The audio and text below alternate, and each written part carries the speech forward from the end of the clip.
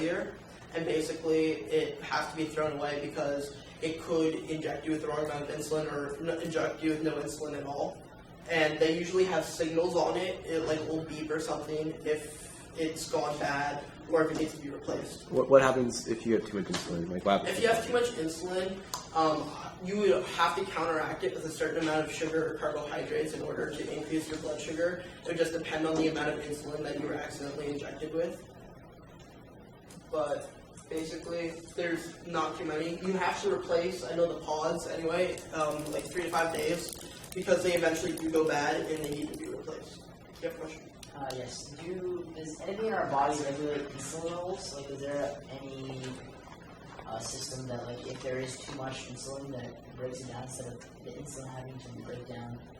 Well, in our system, our body has a natural, it naturally releases the correct amount of insulin that you need for any given time. It doesn't ever release too much at a time. So when you have type 1 diabetes, if you do intake too much insulin, there's no function in your body that would get rid of the insulin. Okay, and I'll pass this around. It's just a pod that would be used.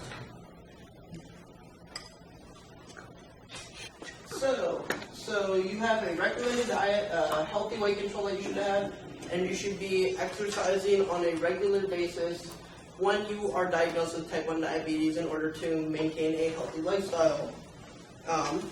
So the treatment goals for type 1 diabetics are to control your levels of blood sugar to a near normal level, to maintain healthy weight and stay in shape, prevent health risks such as heart and kidney disease. Okay, and the first way to do this is by a healthy diet. So there's no specific diet if you're trying to lose weight for type 1 diabetes. You have to consult a doctor or a dietitian because it's tricky to have you lose weight and regulate your blood sugar levels at the same time. So the recommended diet for like a daily calorie level would be carbohydrates should be about 40 to 65% of your daily calories. The best form of carbohydrates would come from vegetables, fruits, beans, and whole grains. These foods are especially good because they're high in fiber, which can prevent like heart disease. Fats should provide about 25 to 35% of your daily calories.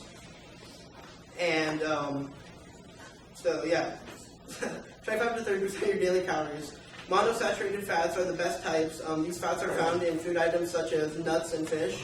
You should limit your saturated fats to less than 7% of your daily calories, and you should limit your trans fats to less than 1% of your daily calories. Protein should provide about 12 to 20% of your daily calorie intake, depending on certain health issues. Because if you have something such as kidney disease, you should have protein be about 10% of your diet. Because it could affect that, and the best sources of protein come from fish, soy, and poultry.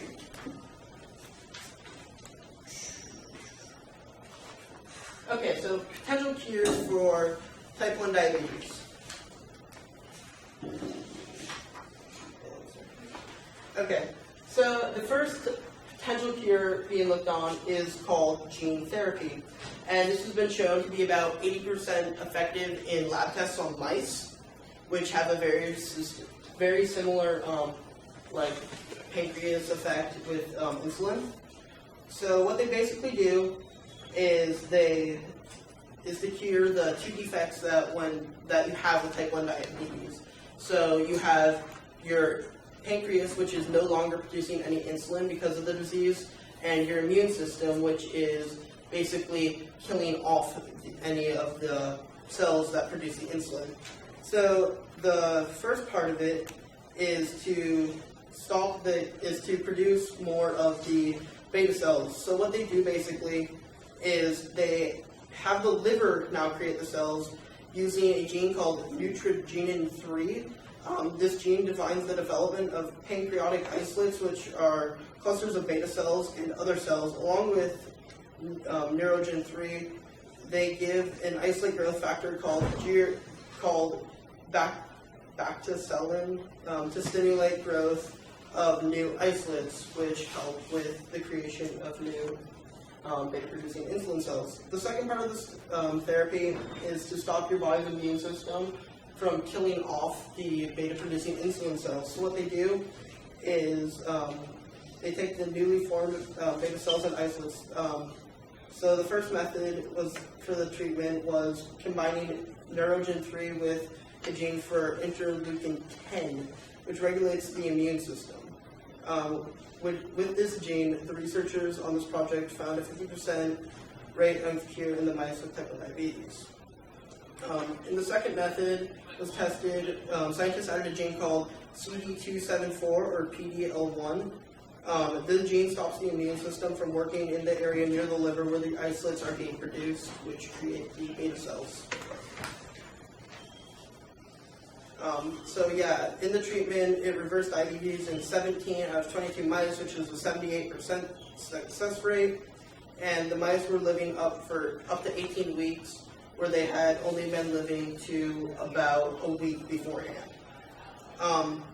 They're not quite sure why some of the mice didn't respond too well to the treatment, but it could be that their immune system didn't respond to the gene therapy.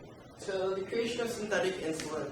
So basically, when they first started out creating insulin, they used things back in like 1921. They first started using horse and dog insulin to give it to type 1 diabetics in order to help control their blood sugar. But the problem with that was a lot of people had bad reactions to the insulin because it's not part of our body. It didn't always work very well. In about 1936, they found a way to take the animal insulin, and they added a protein found in fish sperm called protamine, and it was able to cause the body to break down the insulin slowly, so it kind of acts like the Lantus insulin, so it would stabilize their blood sugar over a longer period of time. And then finally, in about 1982, the Eli Lilly Corporation successfully produced insulin. Did the protein from fish sperm not have the same effect as injecting just the animal insulin into humans that our bodies would inject it? It had a different effect in that our body digested it more slowly.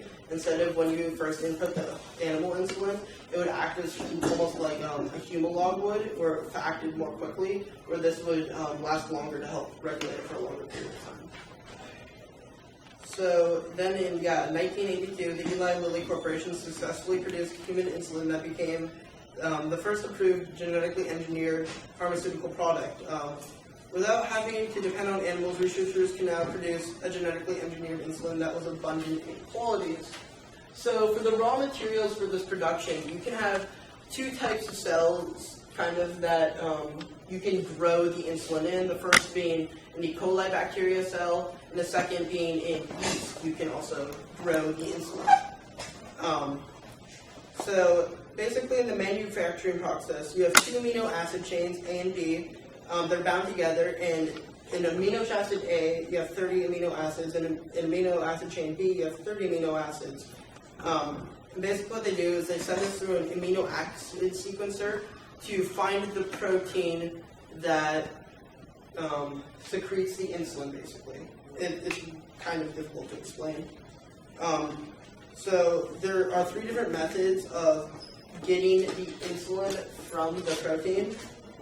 First is starting with A and B methods. What they do is they grow the two insulin chains separately, A and B.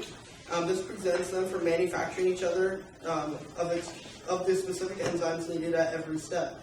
Two mini genes are needed for this process, and you need one that creates the A chain and one that creates the B chain. The manufacturers know the amino acid sequence of each chain, so they synthesize each mini gene DNA in the amino acid synthesizing machine. These two DNA molecules are then inserted into plasmids, which are more readily adjusted to the host's DNA. Manufacturers then insert plasmids into E. coli bacteria. The insertion is done next to the LACZ gene, which allows the insulin to be removed. This is done so it does not get lost in the bacteria's DNA. Next to this gene is the amino acid methylene. This starts the protein formation. Plasmids are mixed up in bacterial cells to enter the bacteria. This process is called transfection. The bacteria then goes through a fermentation process in large tanks, and the cell begins to multiply. After multiplying, the cells are extracted from the tanks and broken down to obtain DNA. The bacterium's DNA is then treated with cyanogen bromide. Cyanogen bromide is a reagent that splits protein chains into methionine residue to separate the insulin chains from the rest of the DNA.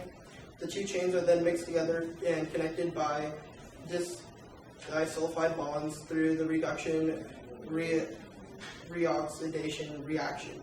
An oxidation agent is also added to the chain. Centrifugation is done to separate the cell components by size and density. At the end, the DNA mixture is purified so that the only thing left is insulin chains. So, are there any questions? Jacob. So is there a gender bias between type 1 diabetes, or is there a probability of getting it both male and female? There's about, I'm not sure exactly, but I'm pretty sure it's about an equal probability of getting it. It just basically comes down to your family history, who's had it in your family, and that pretty much gives you the most likelihood of getting the disease. So in type 2, it's basically your pancreas, which produces the insulin, cannot produce enough of the insulin to keep up with the carbohydrate intake of someone else. So basically the person's eating so much that your pancreas can't keep up with it, so you don't have enough insulin in your body to be able to control your blood sugar. Basically. What was that? But it still produces. It still produces it, but not to the amount that's needed. Where type 1, your body's pretty much attacking the cells that create the insulin, so you can't produce them at all. If you have a family history of several people with type 2 diabetes, do you have a higher probability of getting type 1 diabetes? Or? No, because they're not connected. Because type 1 diabetes is a genetic disorder, where type 2 diabetes is more of a lifestyle disorder.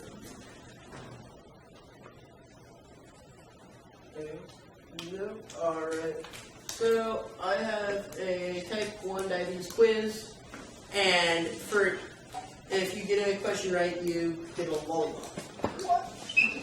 So, question number 1. What are the two types of insulin used and their functions? David. Humalog controls blood sugars, like short-term corrections, like after a meal, and Lantus is like more long-term, steady control of blood sugar. Like if overnight you eat it, it maintains any spikes. It keeps spikes from happening. Yeah, exactly.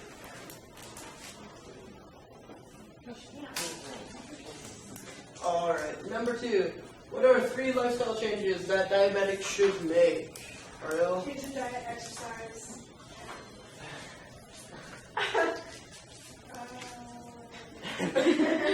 Location, like where you live, right? Yeah, well, Move to the equator. Yeah. sure.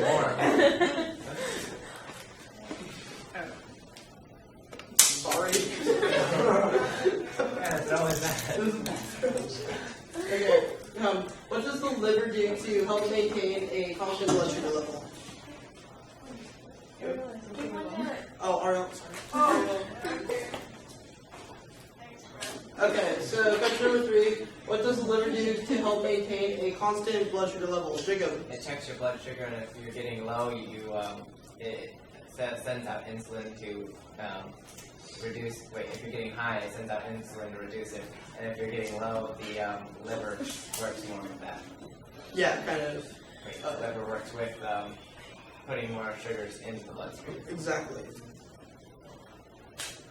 Alright. Question number 4. What are 2 symptoms of type 1 diabetes? Austin. Blurred vision and weakness. I have 2 more. Okay. I'm too lazy to have to pee on. That's true. What are 2 fears that are being researched for type 1 diabetes? Steven. Gene therapy Mm-hmm. and vaccines. Yep. So excited. And that's the end of it.